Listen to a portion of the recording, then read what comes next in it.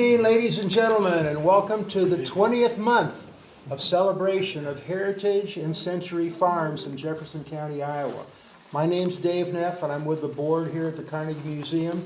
It was a vision that we were able to create. My wife had two aunts that were living over in Winterset, and we were honored to go to a state fair and watch them be inducted with the Farm Bureau. And from that point on, it stuck in my mind. I said, let's take a look. And we found there were 14 heritage farms in Jefferson County. This is one of our heritage farms. That means 150 years in this same family. And from what my count is, I used to be a retired banker, and I got 7 generations. Does that sound about right? Yeah, that's correct. Well, 7 generations. We think this is one of the longest lineages that we've had to date so far. So this evening, I would like to say 1839 is when the farm first became part of the family. We have Carl, who is the senior member of the group, and he owns the Graber Service, which is west of Lockridge on the highway. We have Bill, and we have Amos, and I'm going to turn the floor over to them and let them tell the story of the Graber family farms. Thank you very much for coming. Thank you. On May 16, 1839, there were 6 young Mennonites from Wayne County, Ohio, that popped up in Burlington for the land auction. You see, eastern Jefferson County had been part of the Blackhawk Purchase of 1832. By 1837, the eastern part of the county had been surveyed, and May 16 was when it came up for auction in Burlington. Now, to get here, these 6 Mennonites probably came down the Ohio River by boat, up the Mississippi by boat to Burlington. Whether they looked at the properties ahead of time or if they just bought blind, we don't know. But what we do know is that they all bought forested properties. You see, at the time, it was common knowledge that prairie lands, the land was so poor, it wouldn't even grow trees. So everybody bought forests instead, and they spent a huge amount of resources to cut down those trees. Well, in eastern Jefferson County was primarily wooded at the time. After they purchased the properties, they went and viewed them.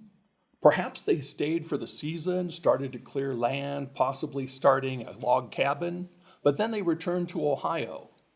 You see, their reason for coming out here was that the lands in Ohio were becoming too expensive and too crowded for their families. They had, John Graber Sr. had 7 children, and he wanted each one of them to have a farm. And in Ohio, at $10 an acre, that just wasn't going to happen. But out here in Iowa at the land auction, you could purchase virgin territory for $1.25 an acre. In fact, everything sold for $1.25 an acre. It's not like an auction today where somebody might bid you up. There was so much available that there was no competition. So let me go back and talk about some of the early Graber history.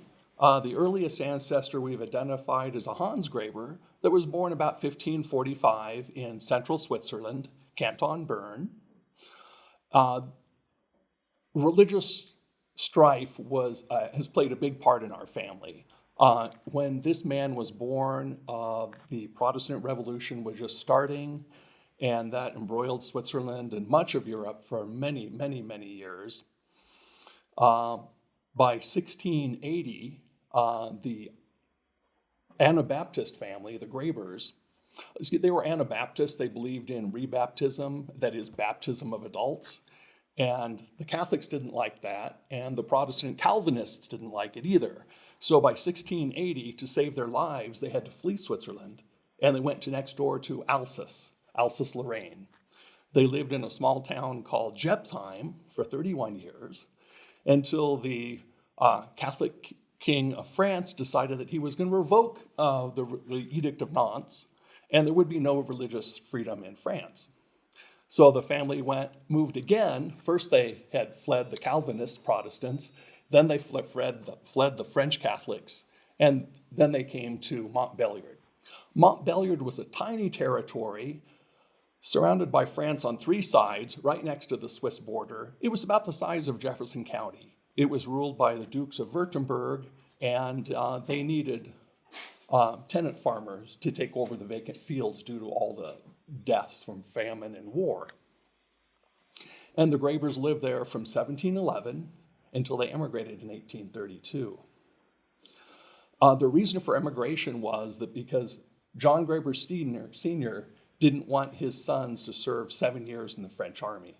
You see, as Mennonites, they believed thou shalt not kill, and they objected to serving in the French army.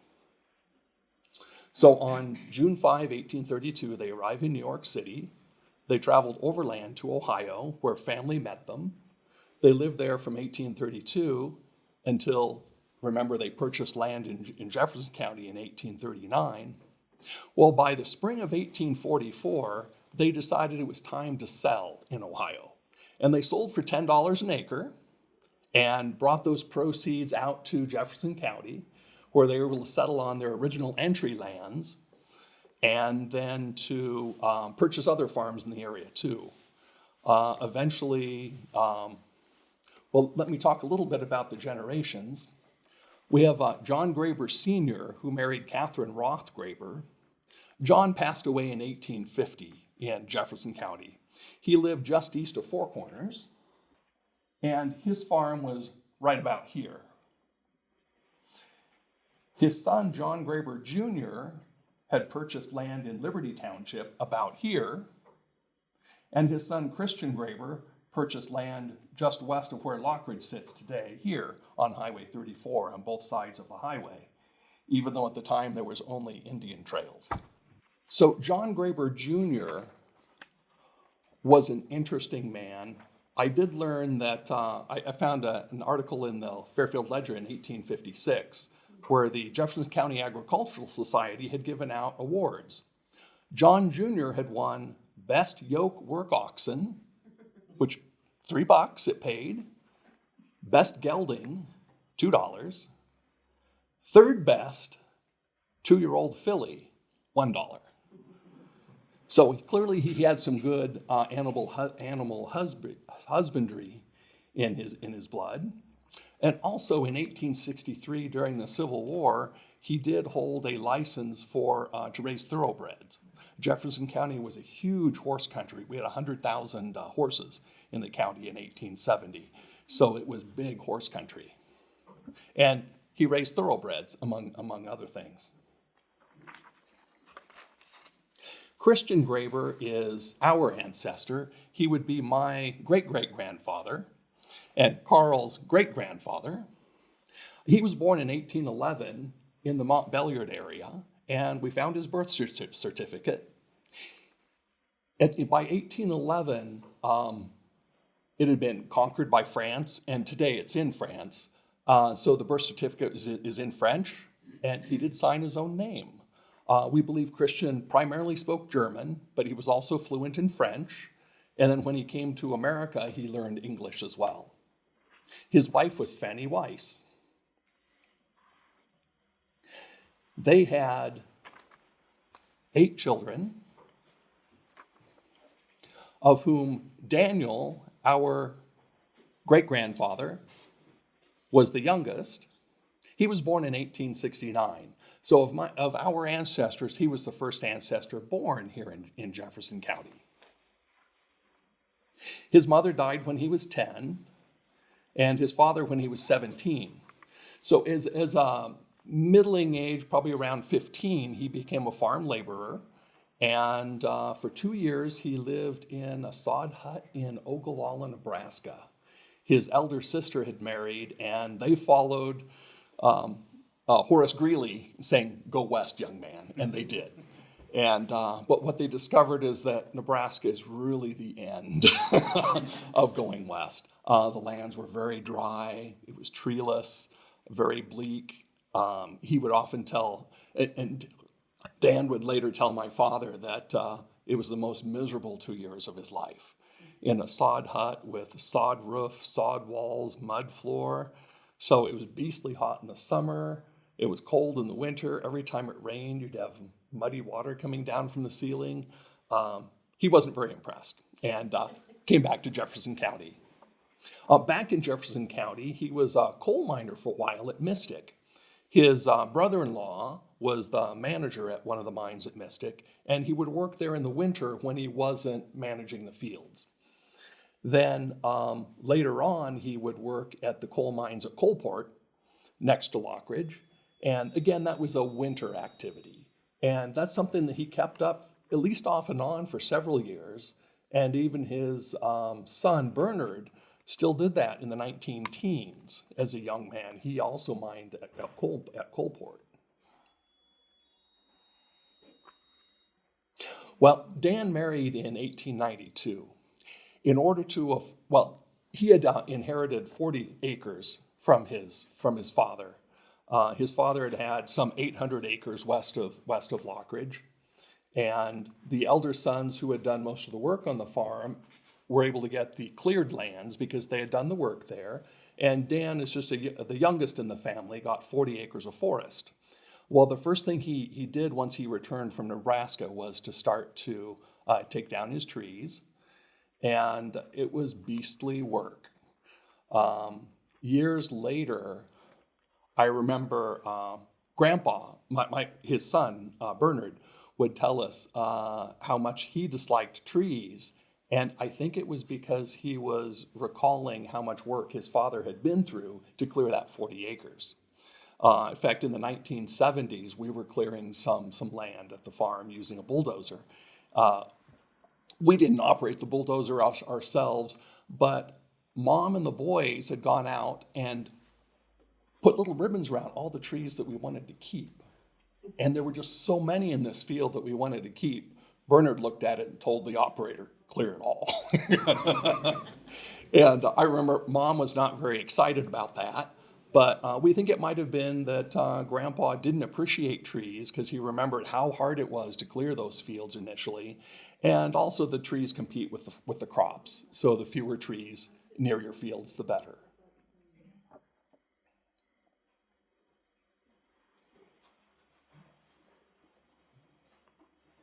Okay, so Dan had his 40 acres, and then he worked in the coal mines, and he was able to pick up enough cash to buy a little 1853 house just across the road into Round Prairie Township next door. So he now had a homestead plus his 40 acres, and that was enough to marry Jenny H. Maxwell, a neighbor. Jenny had grown up on the farm next door. It was well known to the family, and they had a lovely life together. They raised 3 children, and so starting with the 40 acres that was part of the original Graber property, he picked up the 3 on the south side of the road in 1890, and then he picked up the extra 37 to make a quarter section out of it. And then he also purchased the east 40 from his sister. So the east 40 was part of the original Graber farm as well. So throughout most of his lifetime, he had the 120 acres. That was very typical for Iowa farmers. You could earn a good living off 120 acres. And in 1910, that was valued at $100 an acre. And I did see that when the census taker came by, Dan had appraised his property at $10 an acre, including the house, and he had a mortgage of $2,200 on it versus an annual income of $600. So things have changed a lot since then.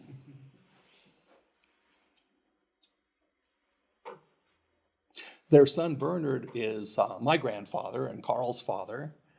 He was born in 1899. I remember the winter before he passed away, he took Mom out to the schoolhouse that was on the property, and it was in December, and he had Mom write on the back of all the family photos, because Bernard knew who everyone was. I mean, today, everything's digital, so you don't really have a chance to write on them. But back then, people didn't write on their photos any more than they did in the 1970s. But fortunately, Bernard was able to identify all those photos for us. Then Bernard, in 1925, married Nellie Hollander. They had 2 children, Harold, my father, and Carl. Carl has 4 children. 2 of them are still involved here in farming in Jefferson County. That would be Dan and Dave. And Dave has 4 children, Amos, Abby, Adam, and Anna, who are also involved in farming here in Jefferson County. So that makes 7 generations still farming the same ground in Jefferson County.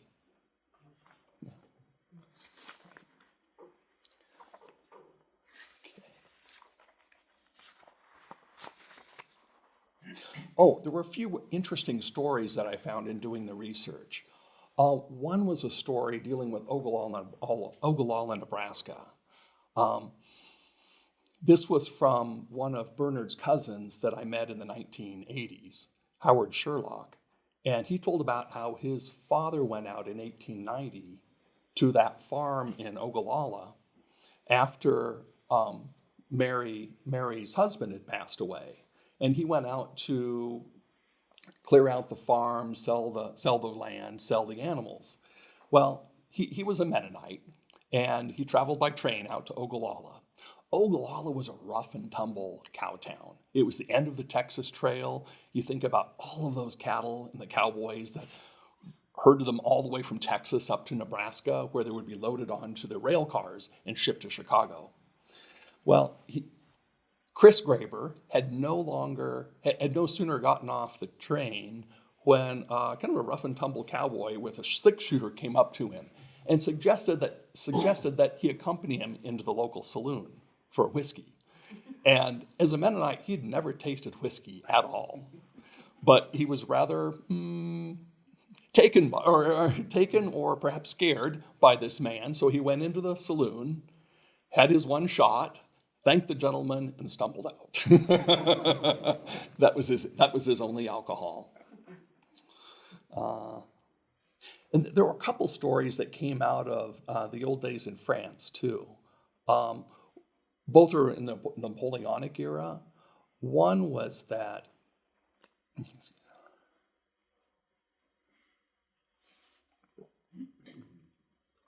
in 1814, at the end of Napoleon's reign, German troops, probably Prussian, had come into Montbéliard.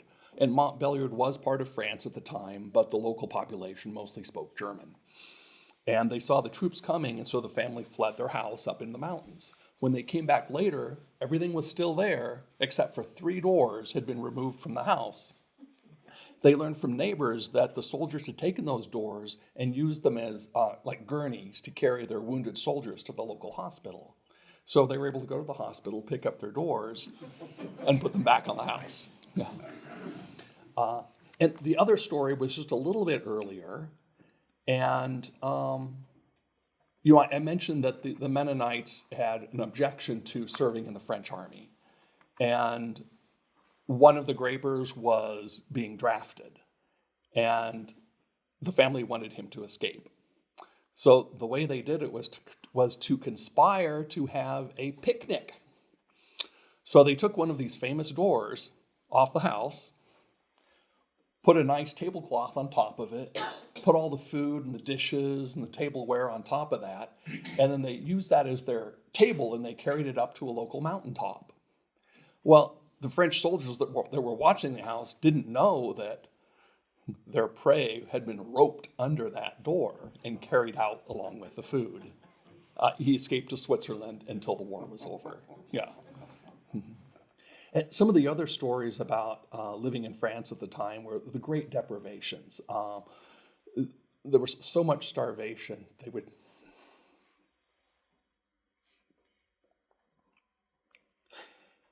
Yeah, excuse me.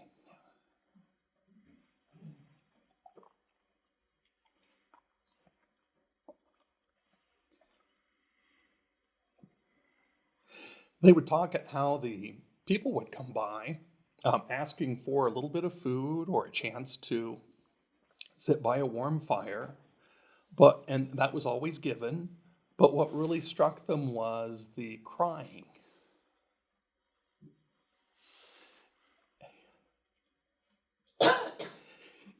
All the neighbors were starving, and they cried because they were starving.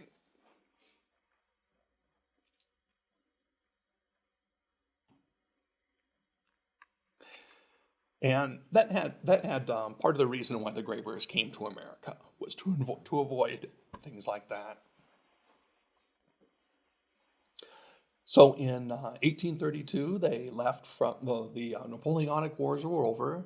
They left out of Le Havre, went to New York, Wayne County, Ohio, where they lived from 1832 until 1844. And then they came out here to Iowa, and we've been here ever since. One thing that I looked at when I was going through the history was the permanence. And so for me, this is Jefferson County, and so the emphasis is on the families that stayed. And that's why it's so nice to know that the Graybers stayed. Now, there are lots and lots of relatives in the family here in Jefferson County that don't bear the surname Graber, but that's because they were on the maternal side, and sometimes those get lost over the generations. So I've only talked about the Graybers that still bear that name today. Okay. Do you have anything you want to share, Grandpa? There's a lot to share. Some of the things that I'm not familiar with, really. I guess said I was born to work to survive in 31 when the real depression was getting underway right well. And that changes a lot of things. The whole countryside. Yeah, and that fits in with the Napoleonic Wars too, because I mean you had famine then, and then you had great deprivations during the Depression here. In our family, we did get through it okay. It helped by being farmers, because you still had access to your eggs or hens, if nothing else. But my grandpa did co-sign a mortgage in the late 1920s for a relative. And when the relative wasn't able to pay, then Bernard had to pay, and so that put a great hardship on the family to have that. Yeah, Real burden. Yeah. So co-signing is bad. Yeah. But one other thing that I see carrying through many generations was the animal husbandry, especially dairy. But also the farming, of course. Going back all the way to the 1500s, it's been farmer every generation. A lot of the farmers have different occupations in addition to being farmers. For example, my great-grandfather Daniel was a farmer, of course. He raised grain, hogs, and cattle, chickens. He was also a blacksmith, mostly for his own use, but he would also take on paid work or barter work with neighbors. And then his son Bernard was a farmer, again with the same animals and crops, but he was also a carpenter. And then Dad worked at Loudon's Machinery in Fairfield, where he was the billing manager. He worked at Loudon's for 40 years. And Dad enjoyed carpentry also. We used to remodel homes in Fairfield. Versus Dad's brother, Uncle Carl, really appreciated the machinery side of things, and he founded Graber Services. Yeah. Where's my talent? The timing was right, Yeah. because there was a real need about time. I was getting active to keep them running. Tractors were pretty new. That's one thing when I worked for Uncle Carol, I said, I won't trade for horses. Well, he said, that's all right, just tell me and I'll go trade for horses. Because I had just detested, we had a team of black Persians that Dad worshipped to get them bought. But after he got them, they was the evilest natured horses. I hated them rascals. They were always hitched right by the ladder that went up in the hay mound to get hay, and them suckers really had to watch it. They'd grab your leg, bite. They got a pretty good sized mouth, but when you're about 8 years old. Yes. What was one of the first tractors that you ever traded for?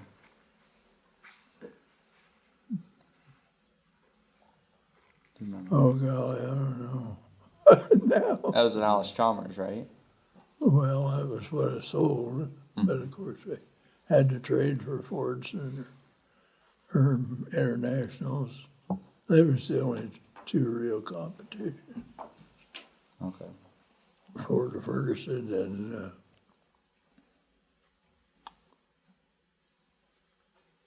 oh, I don't remember who got the first tractor, but I'm pretty sure I hadn't graduated yet from grade school when I sold my first tractor.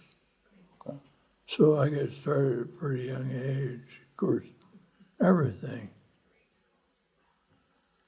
When the real depression was on, at age 4, I had a contract job, verbal, of course, to keep watering a hog trough up on top of a hill, and the well was the bottom of the hill. And you get down there and pump it by hand.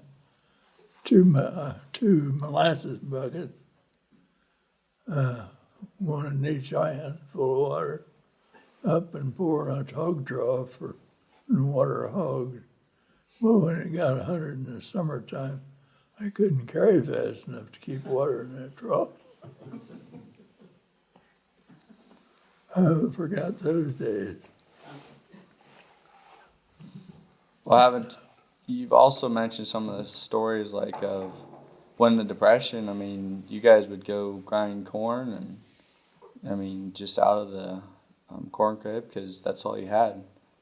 Or, lots of potatoes, I think you've mentioned before. Well, I'm not sure we'd had anything to eat if we wouldn't had a few acres and a small corn crib. We kind of went through and tried to pick where we didn't think the rats had been. And picked out ears and took them to the house. And we had a little old flat top coffee grinder, I guess. Maybe it's what it was made for. Originally, we'd grind that. And cornmeal mush, pretty good if you don't have anything else to eat. Yeah. A lot of times we wouldn't have had that ear corn crib. We wouldn't have had mother sweat blood keeping us fed.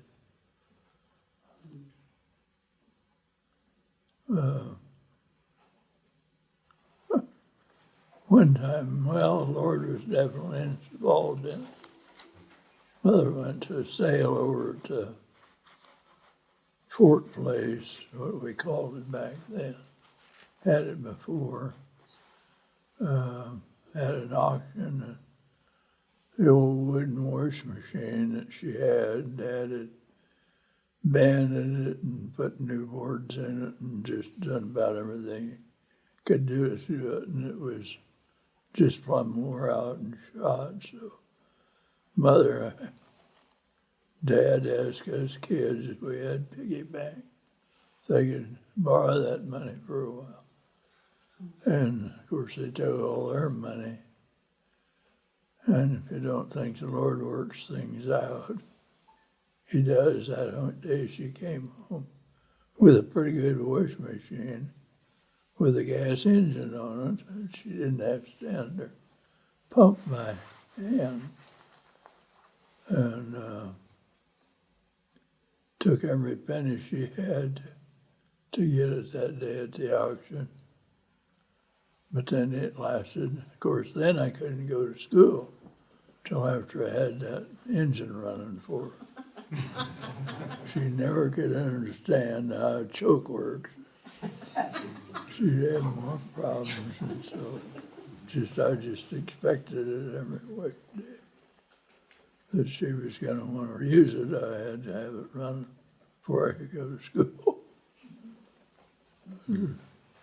Stupid things like that you remember. Yeah. During World War II, my grandpa Bernard worked at the ordnance plant in Burlington. So he would drive from Lockridge down there every day to work. Uncle Carl, do you know more about what he did at the ordnance plant? He was building forms for those big igloos out south, out there to pour concrete to form and pour concrete to store ammunition.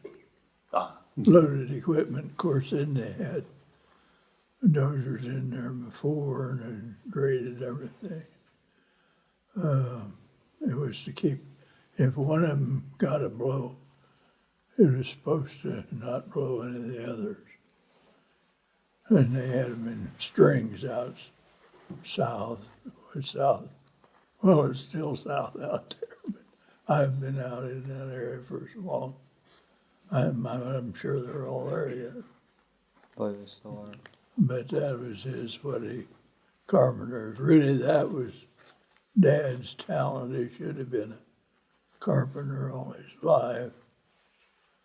But he stayed at home and took care of his folks. Done the honorable thing.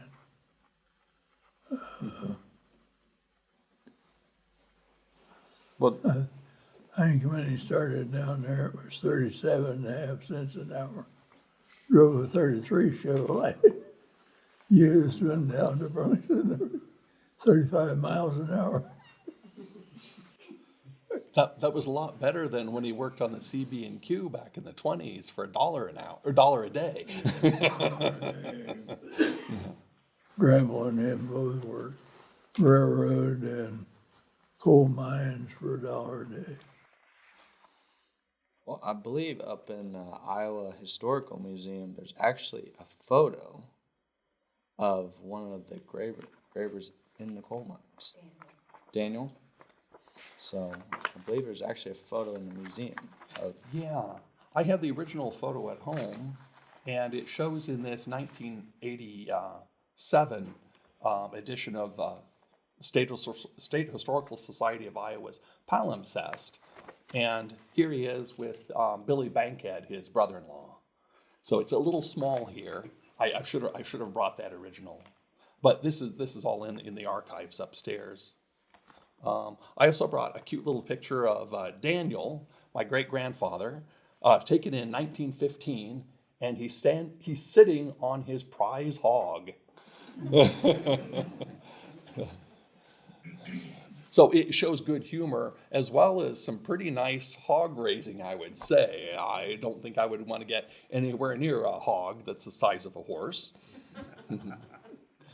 Some of the other things that are in the exhibit upstairs are a trunk that Bernard's grandparents on his maternal side brought to Jefferson County in 1853.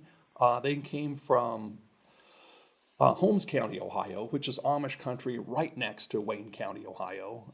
That was William and Hannah Logston. They settled just west of the Graber farm, and they actually lived in the Bonneville cabin from 1853 until 1911 when he passed away, and then the Bonneville cabin was brought to Fairfield, where it sits at waterfront, at the park. Yeah. Wonderful. Yeah. One thing that's lovely that I find about farm families is that you have space to store things. You know, people that live in apartments, or if you move all the time, you jettison things. But when you have the farm, things start off in maybe the front room, and then might go to the attic, might go to the barn eventually, and so things kind of get kept. In the case for Bernard, he had kept all of the photographs in the old school that he used as a shop on the main farm. And so there are some lovely photos upstairs that date from the 1850s. There's some nice cased photos of the ancestors up there. So those are real treasures. There's a coverlet from Holmes County, Ohio from 1852. The family came in 1853. And that was a gift from her parents the winter before they came out to Iowa. So that was pretty sweet. And some of the other things up there will be assorted farm goods. Everyone canned, so you had to throw in some canning jars. And clothing from my grandmother, Nellie, who passed away in 1964, is there, and just lots of photographs. So, we keep everything. That hasn't changed.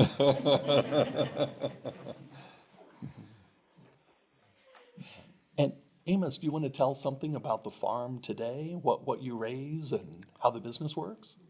Yeah, I mean the farm. I don't know when that farmstead we're on now, when the first buildings were kind of put up there, but there's still a lot of the original buildings. We've kind of repurposed them a little bit, but I mean the old corn crib's still there.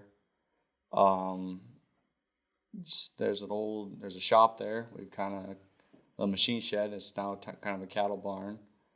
And there's like a well house actually. Still got the well there, but of course we don't use it anymore. And then I don't remember a little bit, but it's right on the center. There used to be the horse barn, if I remember correctly. And that was also part of where right now the electrical pole is there. So I'm guessing that was kind of part of the reason they put that there. But the concrete pad where the schoolhouse is still there. I do remember going into that when I was a kid. Of course, I was really, really young, but I think it was torn down not too long after that. But that was always a little interesting to me, I guess, as a kid. But yeah, of course, then all the silos. I mean, when Grandpa got into the silo business, I mean, they're still there. I mean, I don't use them, and I'm not real fond of climbing them. I don't really want to climb them. I kind of like them flat ones a little better. But yeah, the silos are still there. They'd probably work if I wanted to get them working, but I don't foresee that, I guess. But there's still a lot of the old buildings are still there. There's on the south side of the road where Grandpa lived. There's still a granary where they had to grain for like the chickens. Then there's the brooder house. I mean, it's still like the glass, the windows tipping. It's got the screen over there yet. I mean, cleaned out. You could probably put chickens in it, but it does a good job holding field tile supplies. So let's just leave it for that right now. Then there's even the chicken house. I mean, it's still there. Some of the doors, and it's stood up over the years. I mean, the wood, of course, Grandma and Grandpa have done a really good job. I mean, we don't do as good of a job as I'm sure they would like, but they really did a good job, like striving to just keep the paint up and keeping the glass windows in, because grandkids do break windows too.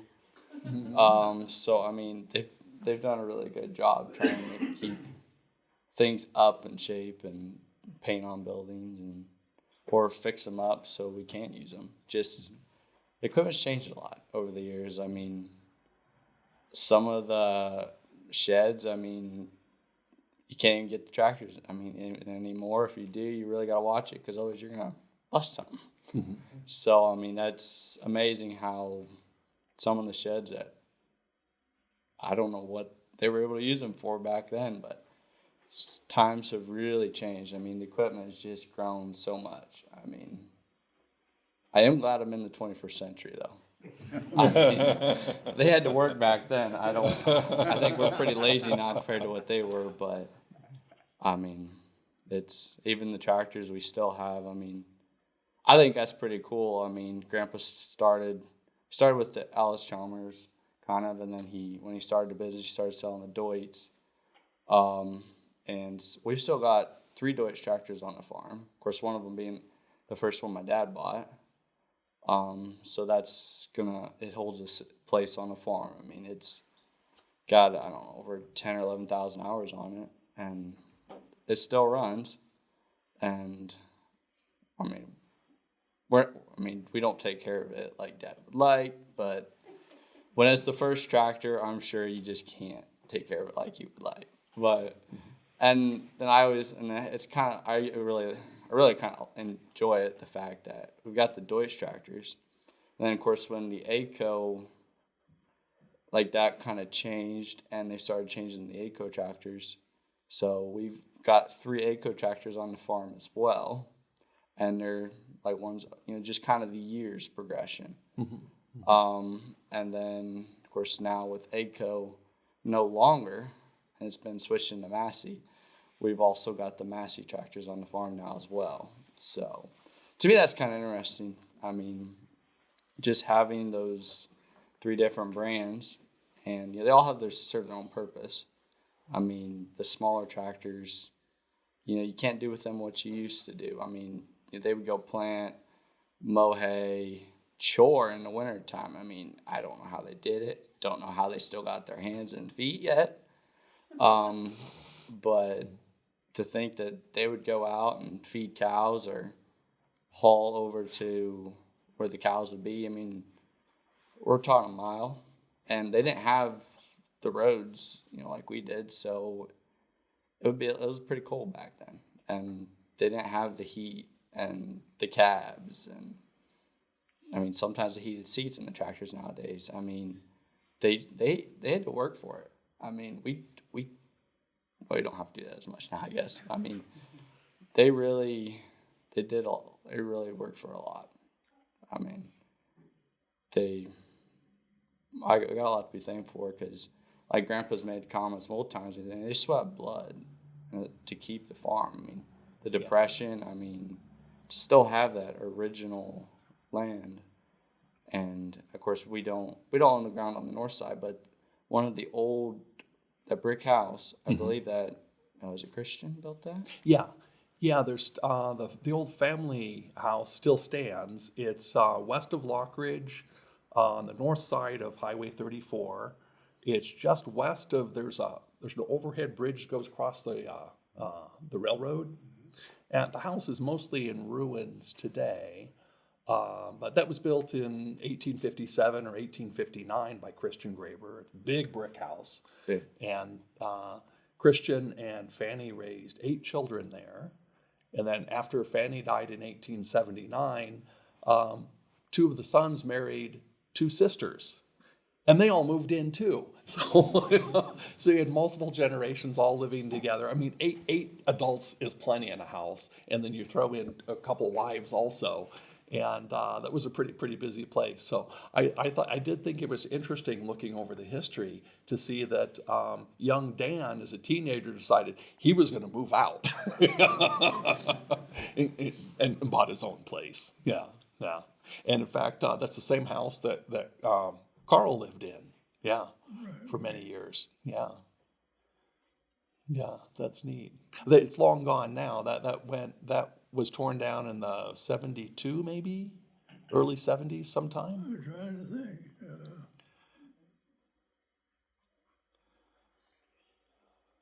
But that was neat. Yeah, it was an old pioneer house. It was a frame house that was in the Allardyce family, and it was built in 1853 and had log sills.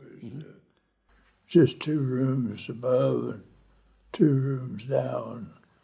And Pretty small. Then they put the kitchen on. The kitchen was where we always lived, or where they always lived. Everybody had seen them lived. Sometimes they'd go in the front room, but most of the time was in that kitchen. It was 18 feet wide and 20-some feet long, which is a mighty big kitchen. But 8 in as well as cooking was done. Yeah. And in the kitchen, there was an oak flat front cabinet. It was a gift to Dan and Jenny when they got married in 1892. And it was a gift from her grandparents. It was made by Chittenden and Eastman out of Burlington and then shipped up on the railroad to Lockridge. And I have that in my home today. But I ran across the newspaper article that talked about their wedding.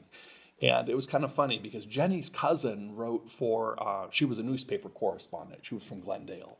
And so they not only wrote all about the wedding, who attended, and then after the name, they wrote what their gift was and put this in the paper. Yeah, so it ranged from the cabinet all the way down to one young child gave 2 cents. Yeah. So that's kind of funny. Yeah. Lots of good history.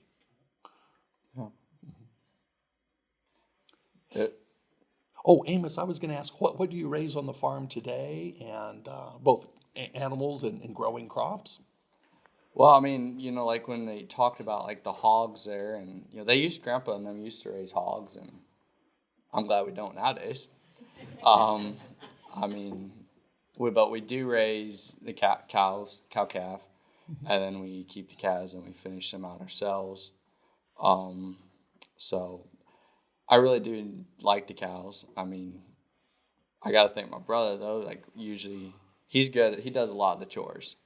I mean, he's really good at that. I mean, I probably put a little more work on him than he wants. I know he's probably back there. He's like, yeah, I know you do. But he does a good job. And I mean, it's just everybody, we just kind of just people just stepping up.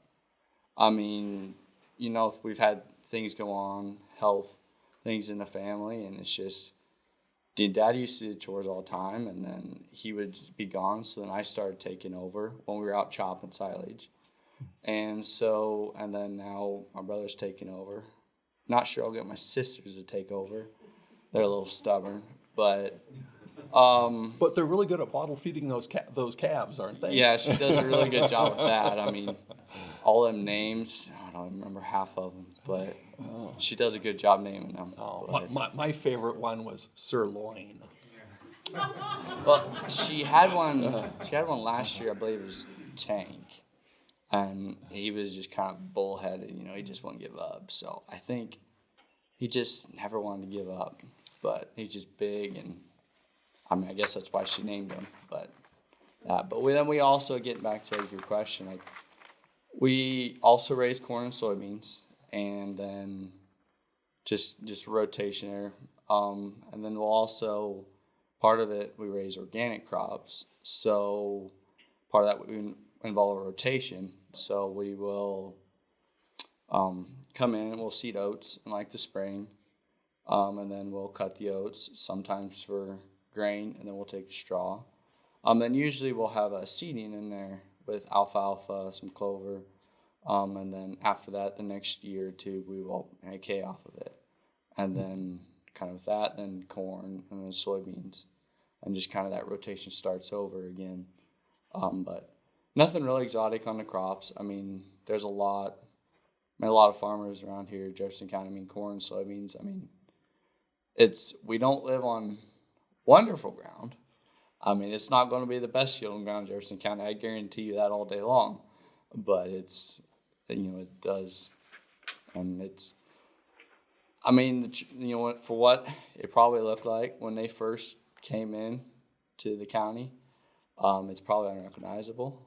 I mean, there's been a lot of improvements they've made to it, field tile and terraces, and I'm sure a lot of dirt's been reshaped, and maybe the ancestors, they might not even recognize it anymore. Hopefully for the better.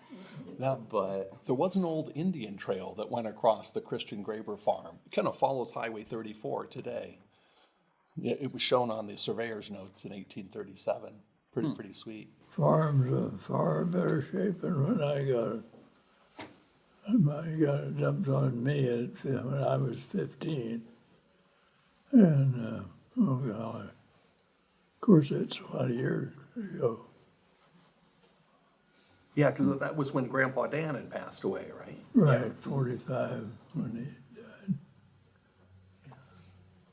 died. Dad's talent was carpentry, and I was glad he got to. He had a heart attack in 51 and wasn't allowed to do anything for, I've forgotten how many years it was. He gradually got to go back and carpenter a while before he died. Dr. Gittler here in Fairfield, a German doctor that military doctor, kept him going quite a long time. But he was about tied to the house and doctor offices or hospital, but he was fortunate not to be in the hospital too much. Real short spans just to test him out. Oh, and Amos, can you tell me a little bit about your Uncle Dan and your cousin Aaron, who are also farmers in Jefferson County? What do they raise? Well, my uncle, he's got his cow herd. We actually buy the cows off of him and then finish them off. And then my cousin Aaron, he decided he was going to be a landowner too. So he's got some ground now that we actually rent from him. Raise crop. It's actually some of the organic ground, so it's part of that rotation. But my uncle, he's got a fair amount of crop ground. We do rent from him as well, and he helps when he can. I mean, when he's not in the business. Of course, one of the big things in the fall, I mean, is just the family business that Grandpa started, is the custom silage harvesting business, and that's probably one of the biggest things I do enjoy, just traveling the country and just visiting the farmers. And that's been a family business, and hopefully it will continue to be. But Grandpa started that with Field Queens, I believe, or maybe the New Idea. And then they graduated up to the Field Queens. And then now we're using newer equipment and the cloths, but they started that. I believe Grandpa was probably one of the first ones to bring the silage bags into kind of probably this area of the country, maybe southeast, at least southeast Iowa for sure. That's right. And definitely, of course, before that was the silos. But we've always been able to do that for customers, and that's just the family business. I mean, my uncle's involved. My brother's involved, and Dad runs the chopper. I mean, he makes all the calls on those, and it's real enjoyment to be able to do that. I mean, you get to go out and get to meet new customers, new people, and hopefully help and give them a good feed crop for their cows, because it just costs so much anymore, and especially with prices the way they are, and with the drought we've had the last few years, hopefully it helps them out, and it's really nice. But I mean, just coming back to just like the family. I mean, we've been chopping now. Well, I haven't been, but the business has been the family. I don't know, when did you start chopping? 70s, wasn't it? 70. See, we built a building in 76. 76 or 7. I think we got started at doing it. Well, I sold silos, and customers wasn't listening, and went out and bought used little old one rows and stuff not matched together to work together for them. I'd sell them a silo, but it'd take them a week to fill what now? They fill them in about an hour. Yeah. Of course, the difference between 35 horsepower tractors and 250 horsepower. Or 600 horsepower choppers. Yeah, the horsepowers have definitely changed a little bit over the The years. choppers we run, one 500 and one 600. So, yeah. Oh, I did want to mention that, one last thing. I live in Iowa City, so I'm not a farmer. My youngest brother, John, does live on our home farm. And also our nephew, Christian, lives in Fairfield. Yeah, his parents were Noema and Paul Graber. Yeah, Paul was my brother. Yeah. And then we also have, that's 3 of us. So there are 3 others that live outside the county. Very good. And if you have a chance, go up and take a look at the exhibit. And there are also some interesting paper items up there. One of them is the state sale from 1934 of Alfred Hollander. And it lists, you have the sale bill that lists what was for sale, and there's also the listing of who bought what and for what price. So that's kind of fun from 1934 for any auction fans. So, thank you very much. Thank you.